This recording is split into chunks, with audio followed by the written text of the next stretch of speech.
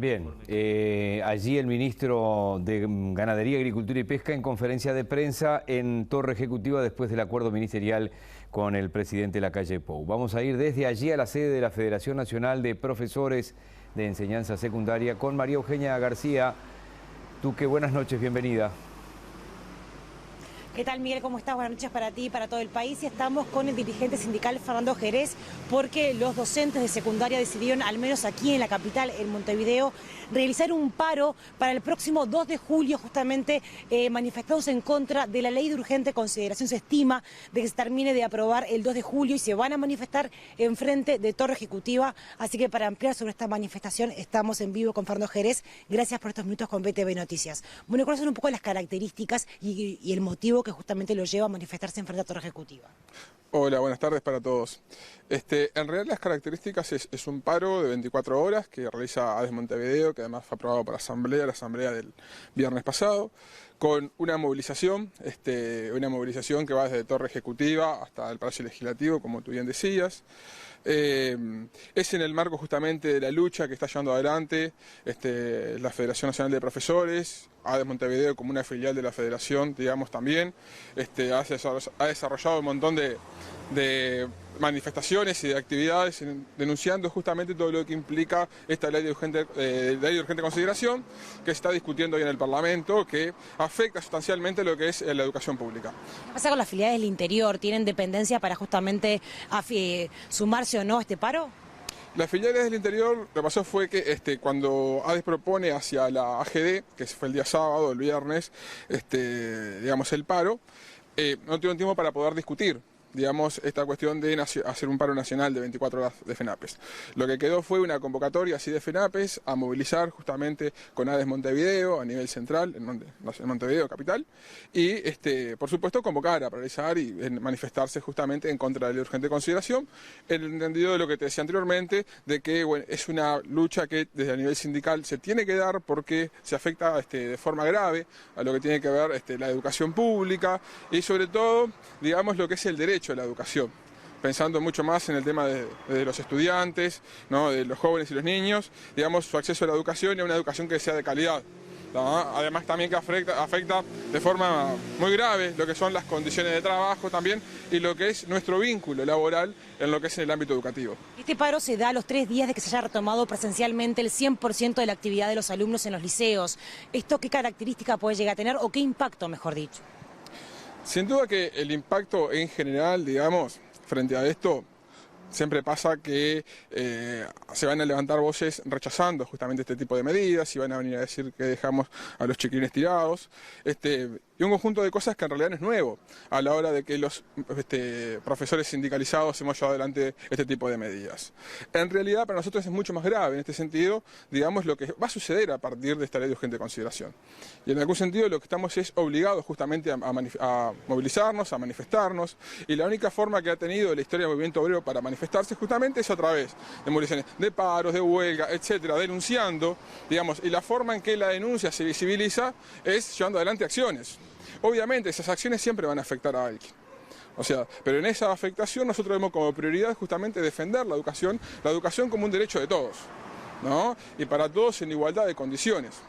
Y no lo que viene a proponer la LUC, que en algún sentido, como decía, va a cambiar esas condiciones de acceso a la educación, va a cambiar la calidad de la educación a nivel general, donde va a marcar claras desigualdades, porque está planteado también en cómo se plantean las políticas educativas de la urgente consideración, que no todos van a tener el acceso a la misma educación, sino que se va a diversificar. Entonces todo eso es grave, porque eso básicamente lo que está encubriendo es que va a haber una educación de élite, para un determinado grupo social, y otra educación de nivel mucho más bajo para otro grupo social, en función de lo que se necesite.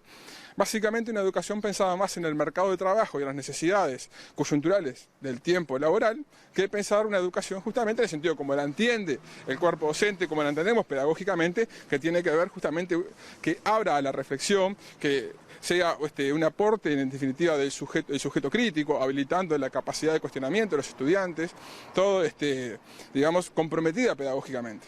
Desde ese lugar. Entonces, esa diferencia de enfoque que hay desde lo que se propone, en este caso del gobierno, y que está allí claramente marcado en la ley de urgente consideración, y lo que entendemos nosotros, digamos, como educadores formados respecto a la educación, es lo que marca justamente esta tensión. Y esa defensa, por supuesto, social, donde lo que reivindicamos siempre es, digamos, las cuestiones humanas, por encima de lo económico, por encima de pensar la educación para el trabajo. Nosotros tenemos que pensar la educación justamente como una forma de emancipación, de reflexión, de juicio crítico, de un sujeto que sea capaz de ejercer la libertad de pensamiento. ¿Tá? Y en ese sentido también yo lo engancho con otra cosa que tiene que ver con esto de la urgente consideración, que es el hecho de la censura que en algún sentido se ha dado al colectivo docente desde el Consejo de Educación Secundaria, sacando una circular en la cual se prohíbe colocar cualquier tipo de manifestación en la fachada de los liceos, en los frentes de los liceos, en la puerta del liceo básicamente, hacia la calle, en el marco denunciando que es una violación de la laicidad. Lo que es un error flagrante en realidad. Porque en realidad lo que está manifestando no se está haciendo proselitismo político partidario. Sí. Lo que se está manifestando es rechazando a una ley que se está discutiendo en este momento y que va a afectar justamente la actividad docente, la actividad educativa. Ahora, como docentes y dentro del aula, ¿corresponde que se usen el tapaboca o tengan algún elemento rechazando la ley de urgente consideración? Justamente es el punto de debate. Es que en realidad en ese sentido no se afecta a la laicidad, porque básicamente es estar posicionándote frente a algo en cualquier ámbito, puede ser adentro de un edificio, como puede ser en cualquier lugar, que no estás haciendo proselitismo político partidario. Porque cuando se habla de la violación de la laicidad, el concepto de violar la laicidad tiene que ver con no hacer ni proselitismo religioso ni proselitismo político partidario. O sea, no habla de manifestarse en contra de una determinada ley o decir algo. Es más, nosotros trabajamos con leyes. El derecho trabaja con leyes.